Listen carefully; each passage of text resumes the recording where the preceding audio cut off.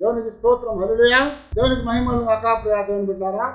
హగ్గయి అనేటువంటి పుస్తకంలో దేవుడు ఒక చక్కటి మాట మనకి జ్ఞాపకం చేస్తున్నాడు. 23వ వచనమందు, నేను నిన్ను ఏర్పాటు చేసుకొని ఉన్నాను గనుక ఆ దినమున నేను నిన్ను తీసుకొని ముద్రా ఉంగరముగా చేతును అని సెలవిస్తున్నాడట. దేవుడు మనం తీసుకొని ఏం చేస్తాడట? ముద్రా ఉంగరముగా చేస్తానని ఇక్కడ దేవుని వాక్యం ద్వారా దేవుడు జ్ఞాపకం చేస్తున్నాడు. ఈ మాటలు మనం గమనించినట్లయితే హగ్గయి అనేటువంటి ప్రవక్త అలాగే జకరియా అనేటువంటి ఈలాయా ఇద్దరూ కూడా ఇశ్రాయేలు చెరకి కొనుక్కోబడి తిరిగి వచ్చిన తర్వాత వారికి దేవుని వాక్కులు అందించినటువంటి వారు. ఇశ్రాయేళ్ల జీవితాన్ని మనం గమనించినప్పుడు చెరకి ముందు, చెర తర్వాత 3 కాలాలు ఉన్నాయి. ఇశ్రాయేలీలు దేవుని మాట వినకపోవటం ద్వారా 720 సంవత్సరాల్లో క్రీస్తు పూర్వము ఇశ్రాయేల్ దేశాన్ని అంటే 9.5 గోత్రాలను చెరగా అప్పగించాడు అష్షూరీయులకి. ఆ తర్వాత 500 సంవత్సరాల్లో యూదా వారి అనగా 2.5 గోత్రాలను దేవుడు బబులోనికి చెరగా అప్పగించాడు. కారణం ఏంటంటే దేవుని మాట వినలేదు, దేవునిని విడిచిపెట్టారు.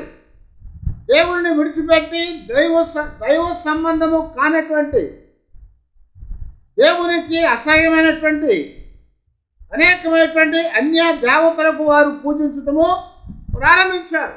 అందువలన దేవుడు వారి ఎడల అసహ్యాన్ని పొంది వారిని చెరకు అప్పగించాడు. చెరకి అప్పగించబడే ముందు కొంతమంది ప్రవక్తలు వాళ్ళకి హెచ్చరించారు, మీరు ఇలా చేయొద్దు అని చెప్పి వారిని హెచ్చరించారు. కానీ ఆ మాటలు వాళ్ళు సరిగా స్వీకరించలేదు.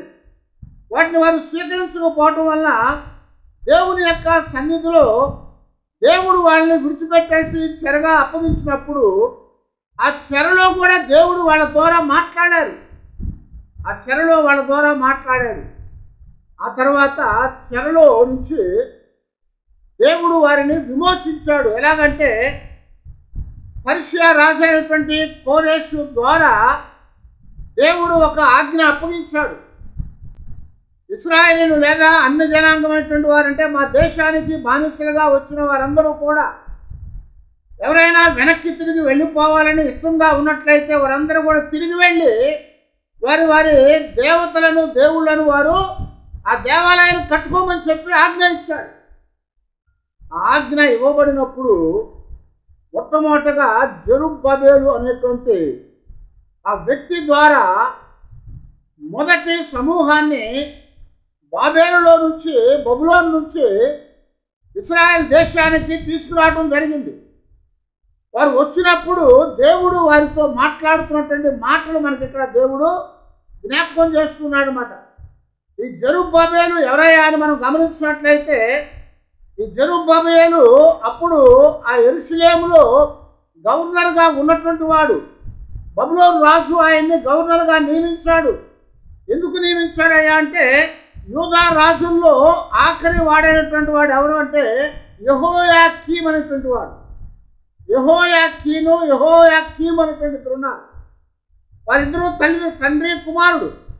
యెహోయాకీను వాళ్ళిద్దరూ దేవునికి వ్యతిరేకంగా ఉండటం ద్వారా దేవుడు వారిని గద్దించి వారి సమయంలో ఆ యొక్క దేశాన్ని బబులోనికి అప్పగించేశాడు. బబులోనికి వెళ్ళిన తర్వాత 70 సంవత్సరాలు బబులోనులో వారు బానిసలుగా ఉన్నారు. 70 సంవత్సరాలు వారు బానిసలుగా ఉన్న తర్వాత దేవుడు అక్కడ కోరేష్ ద్వారా మరి బబులోనుని నాశనానికి తీసుకొని వచ్చి అప్పుడు పరిషేలు ఆ బబులోనిని జయించేట్లా చేశాడు. బబులోను జయించిన తర్వాత పరిషేలు రాజు అయినటువంటి కోరేష్ ఏం చేశాడంటే ఒక ఆజ్ఞ ఇచ్చాడు, వెళ్ళిపోమని. అప్పుడు మొట్టమొదటగా యూదాలో ఉన్నటువంటి గవర్నర్గా చేయబడినటువంటి ఈ జెరుబ్బబేలు అనేటువంటి అతని ద్వారా మొదటి సమూహము అక్కడి నుంచి తీసుకొని రాబడింది.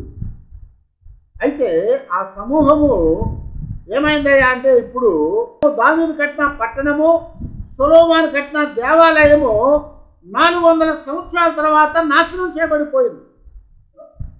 సొలొమోను కట్టిన తర్వాత 400 సంవత్సరాలకే దేవాలయం నాశనం చేయబడింది. రాజైన దావీదు కట్టిన 450 సంవత్సరాలకి ఆ పట్టణం అంతా కూడా నాశనం చేయబడింది ఇప్పుడు. అయితే అలాంటి పరిస్థితుల్లో ఇప్పుడు కోరేషు అనగా ఈ యొక్క పరిశీలైనటువంటి వారు, మాదియా పరిశీలైనటువంటి వారు బబులోను జయించారు. కాబట్టి వారిలో రాజు అయినటువంటి కోరేషును దేవుడు ఏర్పాటు చేసుకోవడం ద్వారా ఆజ్ఞ ఇచ్చినప్పుడు వెనక్కి రావడం ప్రారంభించారు. వారు వచ్చినప్పుడు దేవుడు వారితో మాట్లాడుతున్నాడు. ఇశ్రాయేలుతో అంటే యూదా వారితో, జనాంగంతో, యెరూషలేముకి తిరిగి వచ్చిన వారితో. ఎందుకంటే ఇప్పుడు దాకా దేవుడు లేడు, ఇప్పుడు దాకా ప్రవక్తలు లేరు, ఇప్పుడు దాకా దేవుని వాక్యము కానీ లేఖనాలు కానీ లేవు వాళ్ళకి. కారణం ఏంటంటే చెరలో ఉన్నారు. ఆ చెరలో దేవుడు ప్రవక్తలను పంపించాడు కానీ వాళ్ళు ఆలకించలేదు. అయితే చెర తర్వాత ఇప్పుడు వాళ్ళు వెనక్కి తీసుకురాబడినాక 2 ప్రవక్తల్ని దేవుడు పంపించాడు. 2 ఎవరయ్యా అంటే హగ్గయి అనేటువంటి ఆయన, జకర్యా అనేటువంటి ఆయన. చెరలో నుంచి ఇశ్రాయేలు వచ్చిన తర్వాత, యూదా వారు వచ్చేసిన తర్వాత ఉన్నటువంటి ప్రవక్తలు వీరిద్దరు అన్నమాట. వీరిద్దరూ కూడా అక్కడ పాడైపోయినటువంటి పట్టణాన్ని, ఆడ పాడైపోయినటువంటి దేవాలయాన్ని కట్టుకోమని దేవుని యొక్క వాక్యాన్ని వాళ్ళకి బోధించారు. దేవుని యొక్క సన్నిధిలో వాళ్ళు కట్టుకోవటానికి వాళ్ళ జీవితాలని, అలాగే వారి యొక్క పట్టణాన్ని, వారి దేవుని యొక్క దేవాలయాన్ని కట్టడానికి వారిని ప్రోత్సహించారు. అప్పుడు దేవుడు హగ్గయ్య ద్వారా వీరితో మాట్లాడుతున్నాడు అన్నమాట. యూదా వారితో, ఇశ్రాయేలు వారితో అని చెప్తున్నాడు కదా. చివరికి వచ్చిన తర్వాత 20వ వచనం మనం చూస్తూ ఉంటే, మరియు ఆ నెల 24వ దినమున యెహోవా వాక్కు హగ్గయ్యకి మరలా ప్రత్యక్షమై సెలవిచ్చినది ఏమనగా అని జ్ఞాపకం చేస్తున్నాడు. రాజైనటువంటి దర్యావేషు ఏలుబడిలో 2వ సంవత్సరము 6వ నెల 1వ దినమున ప్రవక్త అయినటువంటి హగ్గయ్యకి దేవుని యొక్క వాక్యం వచ్చి జెరుబ్బేబెలుతో మాట్లాడినట్లుగా మనకి జ్ఞాపకం చేశాడు. 1వ అధ్యాయం 1వ వచనంలో ఈ మాటలు మనకి రాయబడతా వచ్చింది. అదైపోయిన తర్వాత మరలా దేవుడు 7వ నెలలో మరలా దేవుడు అతనితో మాట్లాడుతున్నాడు. 2వ అధ్యాయంలోకి వచ్చినప్పుడు 7వ నెల 21వ దినమున యెహోవా వాక్కు ప్రవక్తయగు హగ్గయ్యకి ప్రత్యక్షమై సెలవిచ్చాను అని జ్ఞాపకం చేస్తున్నాడు. అంటే 3వసారి హగ్గయ్యకి ప్రవచనాన్ని ఇచ్చాడు. అదే నెల అంటే ఈ యొక్క దర్యావేషు పరిపాలన చేస్తున్నటువంటి 2వ సంవత్సరము 7వ నెలలో 24వ దినాన దేవుడు ప్రత్యక్షమయ్యి ఇక్కడ జెరుబ్బేబెలు గురించి మాట్లాడుతూ చెప్తున్నాడు అన్నమాట. యూదా దేశపు అధికారియగు జెరుబ్బేబెలుతో ఇట్లనెను అంటున్నాడు. ఎవరితో? యూదా దేశపు అధికారియగు జెరుబ్బేబెలుతో ఇట్లనెను. జెరుబ్బేబెలు ఎవరని చెప్పుకున్నాం మనము? యూదా దేశానికి గవర్నర్గా ఉన్నాడు. యూదా దేశానికి ఆఖరి రాజు అయినటువంటి యెహోయాకీను వారి యొక్క మనవడు. యెహోయాకీను యొక్క ఇద్దరి కాలంలో రాజ్యము బబులోనుకు తీసుకొని పోబడిపోయింది. అందరూ కూడా చెరగొనిపోయారు. అక్కడికి వెళ్ళాక జెరుబ్బేబెలు మరి గుర్తుంటాడు, బహుశా 70 సంవత్సరాలు అక్కడ ఉన్నారు బబులోనులో. ఈ 70 సంవత్సరాలు ఉన్నటువంటి ఆ కాలంలో జెరుబ్బేబెలు అక్కడే జన్మించాడు. అక్కడ ఉన్నటువంటి ఈ యొక్క జెరుబ్బేబెలుతో దేవుడు మాట్లాడుతూ చెప్తున్నాడు కదా, ఆ రాజ్యాలని, అన్ని జనాంగాన్ని పడవేయబోతున్నాను, అన్ని రాజ్యాల సింహాసనాన్ని పడవేయబోతున్నాను, రథాలని, గుర్రాలని, అదిగో రౌతులని అందరినీ కూడా ఒకరి ఖడ్గము చేత మరొకరిని చంపబోతా ఉన్నాను. ఆకాశమును భూమిని నేను కంపింపజేసి రాజ్య సింహాసనాన్ని పడవేయబోతున్నానని చెప్పాడు దేవుడితో. వాటిని పడవేయటానికి దేనికయ్యా అంటే తిరిగి తన జనాంగాన్ని వారి దేశానికి పంపించడానికి, వాగ్దాన దేశంలో వారిని చేర్చడానికి, వారి జీవితాల్లో మరలా వారు కట్టుకోవటానికి దేవుడు పంపించబోతున్నాడని ఒక వాగ్దానం చేస్తున్నాడు ఇక్కడ. ఆ వాగ్దానం చేసి దాంతో ఇంకేం మాట ఏమంటున్నా అంటే నా సేవకుడగు షయల్తీయేలు కుమారుడైన జెరుబ్బేలుకు అంటున్నాడు. షయల్తీయేలు కుమారుడు యెహోయాకీను కుమారుడు షయల్తీయేలు. ఆ షయల్తీయేలు కుమారుడు జెరుబ్బయేలు. ఈ జెరుబ్బేలుకే దేవుడు ఇక్కడ జ్ఞాపకం చేస్తున్నాడు. అయితే ఆయనతో ఏమన్నాడంటే ఇదిగో నిన్ను నేను ఏర్పాటు చేసుకున్నాను అని చెప్తున్నాను. నిన్ను నేను ఏర్పాటు చేసుకున్నాను. ఆ దినమున నిన్ను నేను తీసుకొని ముద్రా ఉంగరముగా చేతును. హల్లెలూయా. ఎలాగ చేస్తా అంటున్నాడు? ముద్రా ఉంగరముగా చేస్తాను అని పిలుస్తున్నాను. ముద్రా ఉంగరం అంటే ఏంటండి? ముద్రా ఉంగరం అంటే ఏంటి? ముద్రా ఉంగరం అంటే ఏంటయ్యా అంటే ఉంగరానికి ఒక ముద్ర ఉంటుంది. ఆ ముద్ర ఏదయ్యా అంటే అది గుర్తుగా, గౌరవంగా, అధికారాన్ని తెలిపేదిగా వాడబడతా ఉంటుంది. పూర్వకాలాల్లో ఈ ముద్రా ఉంగరాలు మనం చూస్తూనే వచ్చాం. ఆది కాండంలో మనం గమనిస్తూ ఉంటే 41వ అధ్యాయంలో రాజు అయినటువంటి ఫరోకి కల వచ్చినప్పుడు యోసేపు ఆ కళని వివరించిన తర్వాత ఆ కళ ప్రకారంగా నువ్వు ఎవరైనా ఏర్పాటు చేసుకొని ధాన్యాన్ని కాపాడుకోయా, దేశం నాశనం కాకుండా అని చెప్పినప్పుడు ఆ ఫరో రాజు ఏం చెప్పాడు?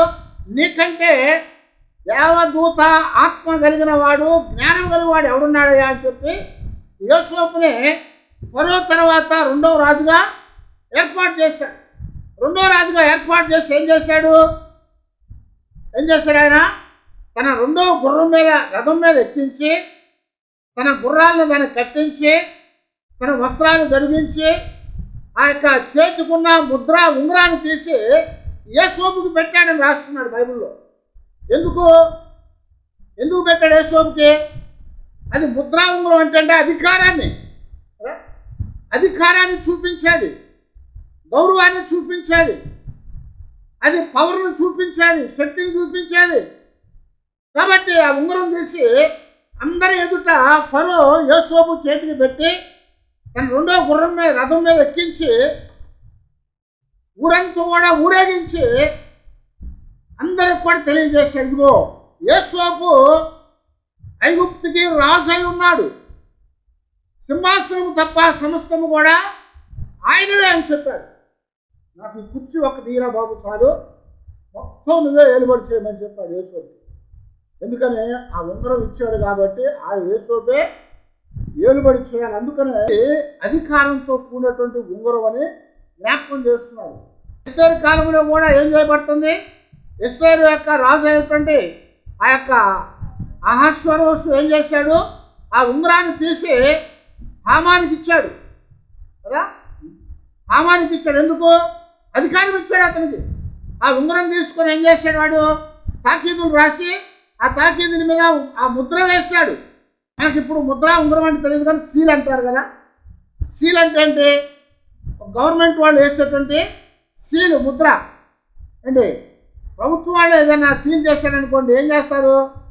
దానికి తలుపేసి, గడిగెట్టేసి, గడికి తాళం పెట్టేసి, దాని నిండా గుడ్డ చుట్టి ఏం చేస్తారు? గవర్నమెంట్ వాళ్ళు లక్క తీసుకొని ఆ లక్కని కరిగించి ఆ గవర్నమెంట్ ముద్ర ఉంటుంది, ఆ ముద్ర లక్క దాని మీద పోసి దాని మీద గుడ్డు అద్దుతారు. అద్దినప్పుడు ఏమవుతుందంటే లక్క మీద ఆ ముద్ర పడుతుంది.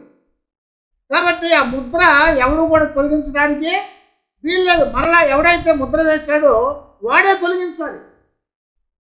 అది ముద్ర అధికారంతో కూడింది. అయితే ఇక్కడ జెరుబ్బేలుతో చెప్తున్నాడు కదా, ఇదిగో నేను నిన్ను ముద్ర ఉంగరముగా చేయబోతున్నానని జ్ఞాపకం చేస్తున్నాడు. ఎందుకయ్యా అంటే నేను నిన్ను ఏర్పాటు చేసుకున్నాను, నేను నిన్ను ఎన్నుకున్నాను, కాబట్టి నిన్ను తీసుకొని ముద్ర ఉంగరముగా చేయబోతున్నాను. కారణం ఏంటంటే దేవుడు ఈ యొక్క జెరుబ్బేలుని ఏర్పరచుకున్నాడట. దేనికి ఏర్పాటు చేసుకున్నాడయ్యా అంటే ఆయన కుమారుడుగా ఏర్పాటు చేసుకున్నాడు, ఆయన సేవకుడుగా ఏర్పాటు చేసుకున్నాడు. ఆయన సన్నిధిలో గొప్ప కార్యాన్ని చేయటానికి ఒక పని కొరకు ఏర్పాటు చేసుకున్నాడు. ఆ పని కొరకు ఏర్పాటు చేసుకున్నటువంటి వారికి దేవుడు ఇప్పుడు అధికారం ఇవ్వబోతున్నాడు. దేవుడు ఇప్పుడు ఏం చేయబోతున్నాడు? ఒక గౌరవాన్ని ఇవ్వబోతున్నాడు. దేవుడు ఆయనకి అందరిలో కూడా ఒక ప్రత్యేకత తెలియచేయబోతా ఉన్నాడు అన్నమాట. అందుకొరకే నేను నీకు ముద్ర ఉంగరమును ఇవ్వబోతున్నాను అని జ్ఞాపకం. దేవుడి ఉంగరాన్ని జెరుబ్బాబెలుకు అప్పగిస్తున్నాడు. ఆ ఉంగరము ఎందుకు ఇచ్చాడంటే ఆయన ద్వారా ఒక కార్యాన్ని చేయటానికి, నీవు నా కుమారుడు అని చెప్పటానికి, నిన్ను నేను ఏర్పాటు చేసుకున్నానని చెప్పటానికి, ఒక కార్యం కొరకు నిన్ను సిద్ధపరిచానని చెప్పటానికి. ఆ సిద్ధపాటు కార్యము ఏదయ్యా అంటే, ఇప్పుడు కోరేసు ఆజ్ఞ ప్రకారముగా దేవుని ప్రజలైనటువంటి ఇశ్రాయేలు లేదా యూదా వారిని బబులోను నుంచి ఇప్పుడు ఎక్కడికి తీసుకుని వెళ్ళాలి? యెరూషలేము తీసుకొని పోవాలి. ఆ యెరూషలేము తీసుకొని వెళ్ళటానికి సిద్ధపాటు చేయబడింది. దేవుని ప్రజలైనటువంటి ఇశ్రాయేలుని లేదా యూదా వారిని బబులోను చెరలో నుంచి మొట్టమొదట గుంపుగా ఈ జెరుబ్బాబెలు తీసుకొని వస్తున్నాడు. కాబట్టి ఆయనకి అధికారం ఇచ్చాడు. ఆయనకి ఏమిచ్చాడట? ఆ గొప్ప గౌరవాన్ని ఇచ్చాడు. నిన్ను ఏర్పాటు చేసుకున్నానని అనేకులకు తెలియజేస్తా వచ్చాడు. ఈ ఉంగరం అనేది అధికారం ఇచ్చేది. అది మంచిదానికి కానీ చెడ్డదానికి కానీ. యేసోపు ఇవ్వబడ్డప్పుడు మంచిగా వాడాడు. అదే రాజుల గ్రంథంలో మనం గమనిస్తూ ఉంటాము. ఆహాబు రాజు భార్య ఏం చేసింది? యెజెబెలు చెడ్డగా వాడింది. తాకీదులు రాసి దాని మీద ముద్ర వేసింది. నాబోతు యొక్క పొలాన్ని తీసేసుకోవటానికి ఆ పెద్దలకి తాకీదులు పంపించింది. ఇక్కడ దేవుడు ఎందుకు ఆ ఉంగరం ఇచ్చాడయ్యా అంటే, దేవుని యొక్క గొప్ప కార్యాన్ని జరిగించడానికి, దేవుని సన్నిధిలో దేవుని ప్రజల్ని తీసుకొని వెళ్ళే అధికారం ఇచ్చాడు. ఇప్పుడు దేవుని సన్నిధిలో ఆ యొక్క వాగ్దాన దేశంలో మరలా వారిని సమకూర్చమని ఆయనకు ఒక అధికారాన్ని ఇచ్చాడు. ఆయన తీసుకొని వెళ్ళటానికి అనుకూలమైనటువంటి ఆ కాపుదలని, ఆ భద్రతని దేవుడు కలిగిస్తూ ఆ ఉంగరం ఇచ్చి చెప్తున్నాడు కదా, నిన్ను ఏర్పాటు చేసుకొని ఉన్నాను అని చెప్తున్నాడు. కాబట్టి నిన్నే ఒక ముద్ర ఉంగరముగా చేశాను. ఆయనకి ఉంగరం ఇవ్వటం కాదు, ఆయన్నే ఒక ఉంగరంగా చేశాడట. అందుకని దేవుడు కూడా జ్ఞాపకం చేస్తున్నాడు. దేవుడు పిలిచిన వారు, దేవుడు ఏర్పాటు చేసుకున్నవారు, దేవుని దగ్గరకు వచ్చిన మనం అందరము కూడా దేవుని చేత ఏర్పరచబడ్డాము. దేవుని యొక్క గౌరవాన్ని ఇవ్వబడ్డాము. దేవుని యొక్క ఆశీర్వాదాన్ని ఇవ్వబడ్డాము. దేవుని యొక్క అధికారాన్ని ఇవ్వబడ్డాము. యేసు ప్రభువు ఉపమానం చెప్పాడు. ఉపమానంలో ఏం చెప్పాడు? ఒక తండ్రికి ఇద్దరు పిల్లలు ఉంటే వారిలో ఒకడేం చేశాడంట, నా ఆశ నాకు ఇచ్చేయమని వాడు తీసుకొని వెళ్ళిపోయి పాడైపోయాడు. అంతా పాడు చేసుకున్నాడు. ఆగమైపోయింది. చివరికి ఏమి లేకుండా పోయింది. తినడానికి కూడా లేకుండా పోయింది. పందులు తోలేసినాయి. బుద్ధి వచ్చింది వాడికి. అప్పుడు వెనక్కి రావాలనుకున్నాడు. ఆ వెనక్కి వచ్చినప్పుడు పనివాడుగా ఉందామనుకున్నాడు. కానీ తండ్రి దూరంగా చూసి ఏం చేశాడంటే వాడిని పరిగెత్తుకొని వెళ్ళి కౌగిలించుకొని వాడిని తీసుకొని వచ్చి వాడికి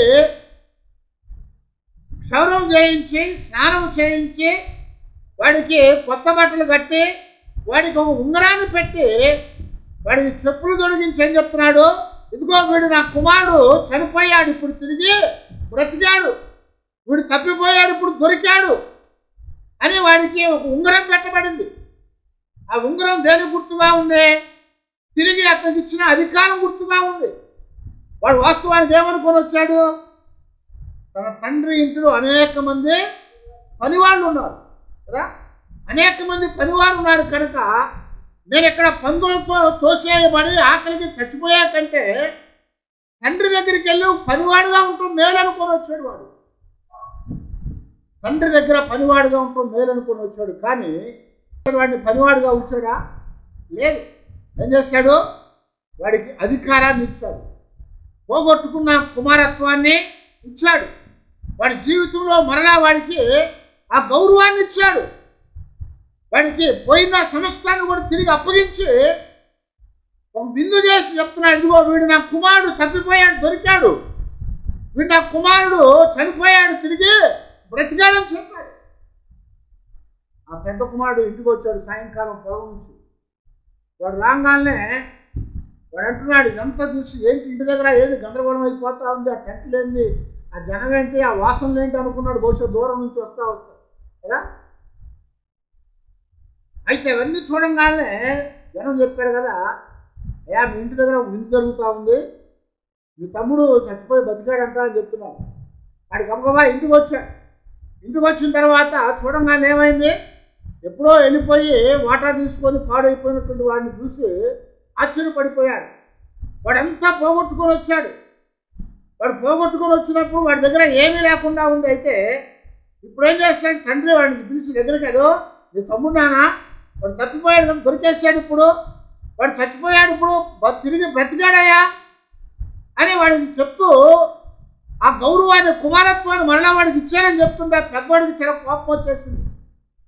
నేను ఎప్పుడైనా స్నేహితులతో విందు చేసుకుంటాను, ఒక మేకపిల్లని ఇచ్చావా నాకు, ఒక గొర్రెపిల్లని ఇచ్చావా నాకు, ఇంత పని చేస్తున్నాను, నేను విడిచిపెట్టి వెళ్లకుండా ఉన్నాను, ఎప్పుడు కూడా నేను ఆశపడలేదు, నీ దగ్గర ఓటర్ లాక్కొని నేను కూడా వెళ్ళిపోవాల్సిందే అని అనేక మాటలు అంటున్నప్పుడు అని తండ్రి చెప్తున్నాడు కదా, అయ్యా వాడు నీ తమ్ముడు, నా కుమారుడు, వాడు పాడైపోయాడు కాబట్టి తిరిగి వచ్చాడు కనుక వాడికి ఆ యొక్క కుమారత్వాన్ని మరలా ఇచ్చాను నాన్న అని చెప్తున్నాడు.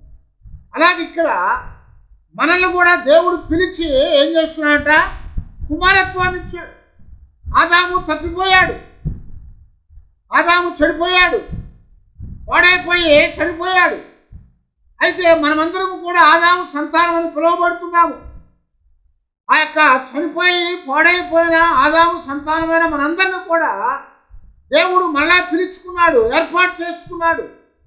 ఆయన ఏర్పరచుకుని అంటున్నాడు కదా, నేను మిమ్మలను నా ఎద్దుకు పిలుచుకున్నానని చెప్తున్నాడు, నా ఎద్దుకు రండి అని చెప్తున్నాడు. ఆయన ఎద్దుకు రమ్మనున్నాడు. ఎవరైతే ఆయన దగ్గరకు వచ్చారో, ఎవరైతే ఆయన మాట విన్నారో, ఎవరైతే ఆయన చెప్పిన వాటిని అంగీకరించారో వారికి దేవుడు ఏం చేస్తాడ, మరలా కుమారత్వాన్ని ఇచ్చాడు. అందుకనే పేతురు గారు చెప్తా ఉంటాడు, ఒక దినమందు మనము ప్రజలుగా లేము, ఒక దినమందు మనము ఎన్నిక చేయబడకుండా ఉన్నాము, ఒక దినమందు మనమందరము కూడా చీకటిలో ఉన్నాము, మనమందరము కూడా పాడైపోయేటువంటి వారంగా ఉన్నాము. కానీ ఇప్పుడైతే చీకటిలో నుంచి తన ఆశ్చర్యకరమైన వెలుగులోనికి నడిపించాడు. ఇప్పుడైతే ఏర్పాటు చేయబడ్డ వారంగా చేయబడ్డాము, ఇప్పుడైతే ఎన్నిక చేయబడ్డ వారంగా చేయబడ్డాము, ఇప్పుడైతే కుమారులు మాత్రమే కాదు కానీ రాజులు, యాజక, పరిశుద్ధమైన జనాంగంగా చేయబడ్డాము. హల్లెలూయా. అదే దేవుడు ఇక్కడ మనకు జ్ఞాపకం చేస్తున్నాడు.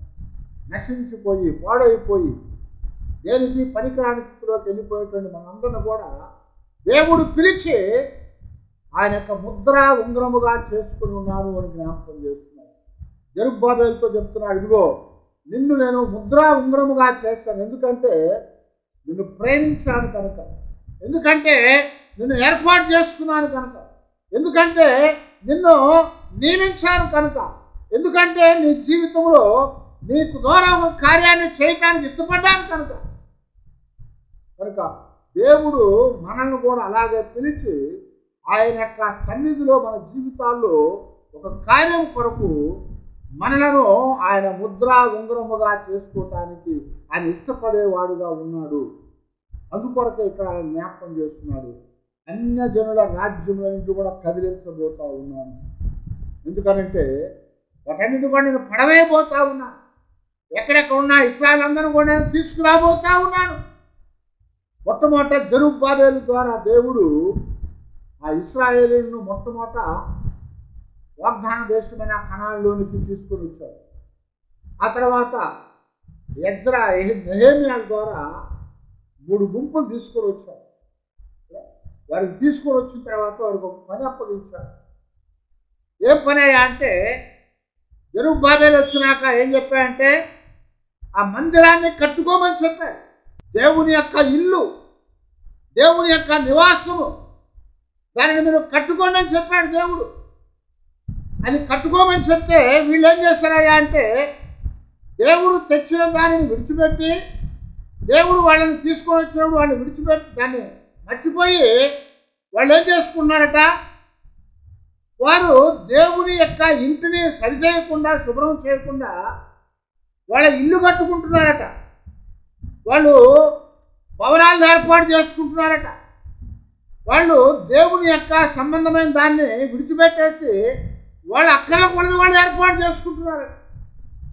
దేవుడు మొట్టమొదట దేవుడు చెప్పింది ఏంటంటే దేవుని ఇంటిని పరిచయమన్నాడు. ఇక్కడ 2వ అధ్యాయంలో 4వ వచనం దగ్గర మనం గమనిస్తూ ఉంటే, అయినను యెహోవా ఆజ్ఞ ఇచ్చినదేమనగా జెరుబ్బాబెలు ధైర్యము తెచ్చుకొనుము, ప్రధాన యాజకుడగు యెహోజాదాకు కుమారుడు అయిన యెహోషువ ధైర్యము తెచ్చుకొనుము, దేశంలోనున్న సమస్త జనులారా ధైర్యము తెచ్చుకొని పని జరిగించుడి, నేను నీకు తోడుగా ఉన్నాను.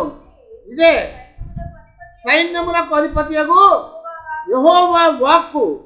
మీరు ఐగుప్తు దేశంలో నుండి వచ్చినప్పుడు నేను మీతో చేసిన నిబంధన జ్ఞాపకము చేసుకొనుడి.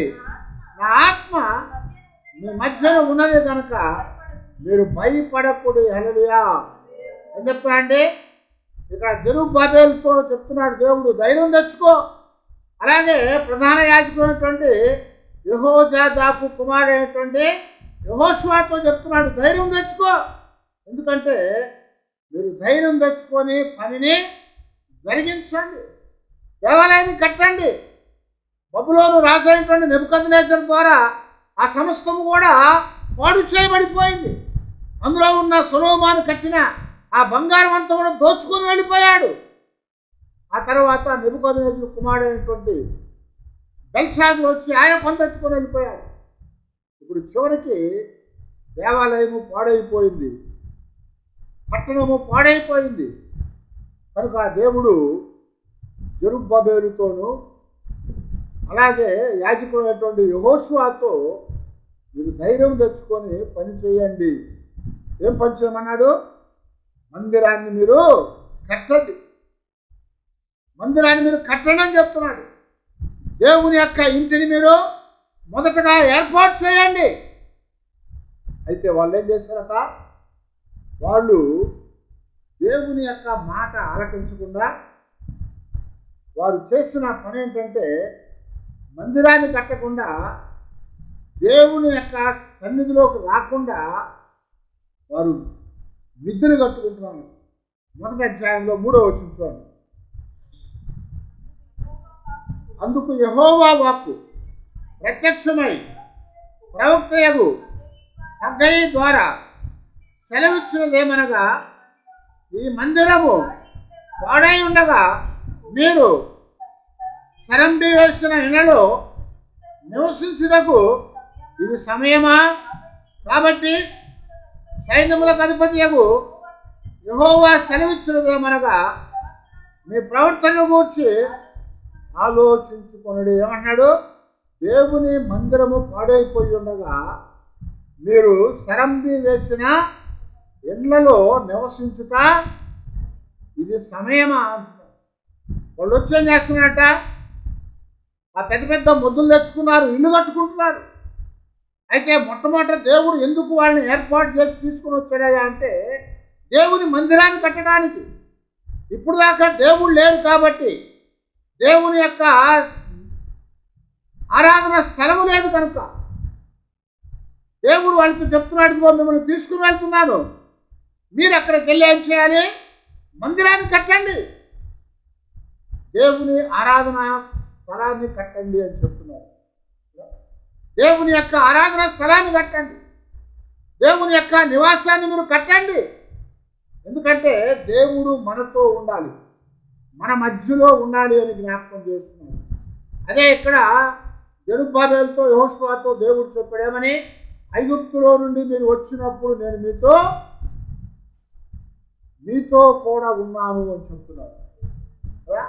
నా ఆత్మ మీ మధ్యలో ఉన్నది అని చెప్తున్నారు.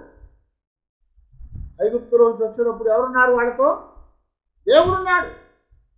పగలు మేఘస్తంభములాగా, రాత్రి అగ్ని స్తంభములాగా దేవుడు వారితో ఉన్నాడు. దేవుడు వారితో ఉన్నారు కనుక వారి ప్రయాణం అంతా కూడా సజావుగా సాగింది. వారి ప్రయాణం అంతా కూడా క్షేమంగా వెళ్ళింది. ఎప్పుడైతే దేవుడు వాళ్ళతో రానని చెప్పాడో ఏమైంది? నష్టపోయారు. దేవుడు ఎప్పుడైతే వాళ్ళతో లేడో అప్పుడు వాళ్ళు బాధపడ్డారు. అందుకని దేవుడు ఇప్పుడు చెప్తున్నాడు, నేను మీతో ఉన్నాను, నా ఆత్మ మీ మధ్యలో ఉన్నది కాబట్టి మీరు భయపడకుండా పనిని జరిగించండి. మీరు పనిని జరిగించండి. ఆ యొక్క సరంబి ఇల్లు కట్టుకోవటం కాదు, కానీ మొట్టమొదట దేవుని యొక్క ఇంటిని కట్టండి. దేవుని ఇంటిని కట్టాలని చెప్తున్నాడు. దేవుని ఇల్లు అంటే ఏదండి? దేవుని ఇల్లు అంటే పౌలు గారు ఏం చెప్తున్నాడు? 1 కొరింథీయులకు రాసిన పత్రిక 3వ అధ్యాయంలో ఏమన్నాడు? దేవుడు మీ దేహము దేవునిదని మీకు తెలియదా? మీ యొక్క దేహము దేవుని యొక్క ఆలయం అని మీకు తెలియదా? మీ దేహమునందు మీ హృదయమందు ఆయన నివసిస్తున్నాడని మీరు ఎరగరా అని చెప్తున్నాడు. కనుక మన జీవితాన్ని, మన యొక్క హృదయాన్ని మనం కట్టుకోవాలి. ఎందుకంటే దేవుని ఆలయం అనేది లేకపోతే దేవుడు నివాసం ఉండడం. అంటే ఆయన ఎక్కడైనా ఉండగలిగిన వాడు దేవుడు అంటే. కానీ వాళ్ళు మొట్టమొదట దేవాలయాన్ని కడతామయ్యా అని చెప్పినప్పుడు దేవుడు ఏమన్నాడు తెలుసా? ఇదిగో ఈ భూమి ఆకాశములు సృజించిన వాడిని, భూమి ఆకాశములు పట్టజాలటువంటి వాడిని మీరు కట్టే ఆ మందిరములో ఉండగలుగుతానా అన్నాడు. మీరు కట్టే ఇళ్లలో ఆ మందిరంలో ఉంటానా? ఆ దేవాలయాల్లో ఉంటానా నేను అని అడుగుతున్నాడు దేవుడు. అయితే తర్వాత ఏమన్నా అంటే, సరే మేము కడతామయ్యా, మీరు అక్కడ ఉండండి అయ్యా, మేము చూస్తామయ్యా, మీతో మాట్లాడతామయ్యా అని వాళ్ళు అడిగినప్పుడు ఏమన్నా అంటే, సరే కట్టుకోమని చెప్పారు. అప్పుడు దావీదు మందిరాన్ని కట్టాలంటే దావీదుని దేవుడు ఒప్పుకోలేదు. నువ్వు కట్టాలని వీల్లేదయ్యా, నీ చేతులు రక్తసిక్తమైపోయినాయి కనుక నీ కుమారుడు సొలొమోను కడతాడని చెప్పారు. దానికోసం దావీదు కావాల్సిన విస్తారంగా సంపాదించి పెట్టాడు. సొలొమోను వచ్చిన తర్వాత ఏం చేశాడు? తండ్రి చేయటానికి అవకాశం లేకుండా పోయిన పనిని సొలొమోను చేసి మందిరాన్ని కట్టాడు దేవుడికి. అప్పుడు దేవుని యొక్క మహిమ ఆ మందిరంలోనికి వచ్చిందట. దేవుని యొక్క మహిమ ఆ మందిరంలోనికి వచ్చింది. ఆ మందిరంలోనికి వచ్చినప్పుడు ఆ మహిమను చూసి వాళ్ళందరూ కూడా భయపడిపోయారు. యాజకులు అందులోనికి రాలేకపోయారు. ఎవరు కూడా దగ్గరికి రావడానికి భయపడిపోయారు. కారణం ఏంటంటే ఆ గొప్ప మహిమతో మందిరం నింపబడింది. అదే పౌలు గారు కూడా జ్ఞాపకం చేస్తున్నారు. మన హృదయం కూడా దేవుని యొక్క ఆత్మతో నింపబడాలి.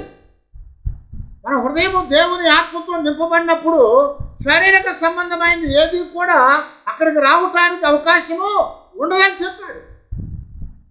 ఇప్పుడు మనము కూడా ఏం చేయబడ్డామయ్యా అంటే జెరుబ్బాబెలులాగా ముద్రా ఉంగరముగా చేయబడ్డాము. ఎందుకంటే మన దేవుని యొక్క ఇంటిని నిర్మాణం చేసుకోవడానికి, మన దేవుని యొక్క మందిరాన్ని కట్టుకోవటానికి, మన జీవితాన్ని కట్టుకోవటానికి. ఎందుకంటే మన జీవితం సరిగా కట్టుకోకపోతే దేవుని యొక్క ఆత్మ ఉండటానికి అవకాశం ఉండదు. దేవుని ఆత్మ ఉండటానికి అవకాశం ఉండదు. కారణం ఏంటి? దేవుడు పరిశుద్ధుడు. దేవుడు పరిశుద్ధుడు చెప్తున్నాడు, నేను పరిశుద్ధుడు కనుక మీరు కూడా పరిశుద్ధులై ఉండండి అని చెప్పారు. దేవుని ఆత్మ నివసించాలంటే ఎక్కడ నివసిస్తుంది?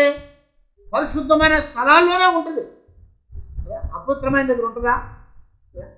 ఎక్కడైనా పావురాళ్ళు చచ్చిపోయిన శవాల మీద ఉంటాయా? చచ్చిపోయిన శవం కుళ్ళిపోయి ఉందనుకోండి, వెళ్ళి దాని మీద వాలుద్దా పావురం? ఎప్పుడు వాళ్ళకు పావురం ఉంటుంది. అక్కడ ఏం వాళ్తాయి? గద్దలు, కాకులు వాళ్ళు. అవునా? గద్దలు, కాకులు వెళ్ళి ఆ చనిపోయి కుళ్ళిపోయిన ఆ శవాల మీద వాళ్తాయి. కానీ పావురాలు ఎక్కడ వాళ్తాయి? ఎప్పుడు కూడా ఉన్నతమైన దగ్గర, శుభ్రంగా ఉన్న దగ్గర. గమనించారా? ఉన్నతంగా ఎత్తుగా ఉన్న దగ్గర, శుభ్రమైన వాటి దగ్గర ఉంటాయి. అందుకనే వాటికి వీటికి తేడా చూసారా? ఇవంతా భూ సంబంధమైన వాటి మీదే ఉంటాయి, భూమి మీదే ఉంటాయి. ఎందుకంటే చచ్చింది ఏదైనా ఎక్కడ ఉంటుంది? భూమి మీదే ఉంటుంది. చచ్చిపోయింది గాలిలో పైన ఉంటుందా? ఉండదు. చనిపోయింది ఏదైనా భూమి మీద ఉంటుంది. కాబట్టి ఆ కాకులు యొక్క గద్దలన్నీ కూడా ఏం చేస్తాయంటే చనిపోయిన శవాల కొరకు ఆ భూమి మీదకి వస్తూ ఉంటాయి. అదే పావురాలు అయితే కింద ఉండవు, పైకి ఎగురుతూ ఉంటాయి. పెద్ద పెద్ద ఎత్తైన కట్టడాల మీద, పాత గుళ్ళు గోపురాల మీద, ఎత్తుగా ఉన్నటువంటి స్థలాల మీద అవి గూడు కట్టుకొని అక్కడే నివాసం చేస్తూ ఉంటాయి. కారణం ఏంటంటే అవి రోతని సహించలేవు. అందుకని యేసుప్రభువు చెప్పాడు, పావురములాగా మీరు ఎలా ఉండాలి? నిష్కపటమై ఉండండి అని చెప్పారు. పావురాల్లాగా నిష్కపటంగా ఉండాలి. కాబట్టి పావురంతో పోల్చబడింది పరిశుద్ధాత్మ. అవునా? పరిశుద్ధాత్మ దేంతో పోల్చబడింది? పావురంతో. యేసుప్రభువు వారు బాప్తిస్మం పొంది బయటకు రాగానే పరిశుద్ధాత్మ పావురములాగా దిగి ఆయన మీద వాలేనని రాశాడు. పరిశుద్ధాత్మ పావురములాగా యేసుప్రభువు వారి మీద రాలిందట వచ్చి. కనుక పరిశుద్ధాత్మ అనేది పరిశుద్ధమైన స్థలాల్లో ఉండేది. అపవిత్రాత్మ అనేది ఎక్కడ ఉంటుంది? పాడైన స్థలాల్లో ఉండేది కదా. అందుకనే ప్రభు చెప్పినప్పుడు ఒక ఇంటిలో ఉంచి తోలివేయబడ్డటువంటి ఒక అపవిత్రాత్మట వెళ్ళి అది బావుల్లో, నూతుల్లో, లోయల్లో, చీకటి స్థలాల్లో ఎదుగుతూ ఉందట. ఎక్కడ స్థలం దొరకపోయేటప్పటికి అది మళ్ళా తిరిగి తిరిగి తిరిగి ఏ ఇంట్లో నుంచి అయితే ఎల్లగొట్టాడు ఆ ఇంటి దగ్గరికి వచ్చింది. ఎందుకంటే అది పాడైన స్థలాల్లో ఉంటుంది. కానీ పరిశుద్ధాత్మ పరిశుద్ధమైన స్థలాల్లోనే ఉంటుంది. అందుకొరకే దేవుని యొక్క ఇంటి కొరకు, అంటే దేవుని ఆత్మ నివసించడానికి, దేవుడు నివాసం చేయటానికి అనుకూలంగా మన జీవితాన్ని మనము కట్టుకోవాలి. అలాగా కట్టుకోవటానికే దేవుడు మనను ముద్రా ఉంగరముగా చేస్తున్నానని జ్ఞాపకం చేస్తున్నాడు. యెరుబ్బయలును దేవుడు ముద్రా ఉంగరముగా చేశాడు. హగ్గయి ద్వారా దేవుడు మాట్లాడుతూ, ఇదిగో నిన్ను ఏర్పాటు చేసుకున్నాను, భయపడద్దు, నువ్వు వెళ్ళు, నువ్వు పని చెయ్యి, నువ్వు కార్యాన్ని జరిగించు అని చెప్తున్నావు. ఆ ప్రకారముగా యెరుబ్బయలు వచ్చి ఆ యొక్క యెరూషలేములో దేవాలయాన్ని కట్టడం ప్రారంభించారు. అది అలాగ కొనసాగించబడింది. కనుక మనము కూడా ఈ చివరి దినాల్లో, పాడైపోయినటువంటి దినాల్లో మన జీవితాలను కట్టుకోవాలని, మన హృదయాన్ని కట్టుకోవాలని, మన యొక్క బ్రతుకులను కట్టుకోవాలని, మనము దేవుని యొక్క నివాసానికి యోగ్యంగా, దేవుని యొక్క ఆత్మ సంచారం చేయటానికి అనుకూలంగా ఉండేటువంటి విధంగా మనల్ని మనం కట్టుకోవాలని దేవుడు ఈ దినాన మనకి జ్ఞాపకం చేస్తున్నాడు. కనుక అప్పుడే ఆ దేవుని బిడ్డలారా, యెరుబ్బయలుతో అన్నాడు, ఇదిగో నీవు నా సేవకుడవు అన్నాడు. నా సేవకుడైన షయల్తీయేలు కుమారుడు అయిన యెరుబ్బయలు అని జ్ఞాపకం చేస్తున్నాడు. అలాగే పేరు పెట్టి నిన్ను నన్ను పిలుస్తూ ఉన్నాడు దేవుడు. నా సేవకులైనటువంటి మీరు అంటున్నాడు, మిమ్మల్ని నేను ఏర్పాటు చేసుకున్నాను. కనుక ఈ దినాన దేవుడు మనల్ని తీసుకొని ముద్రా ఉంగరముగా చేశాడు.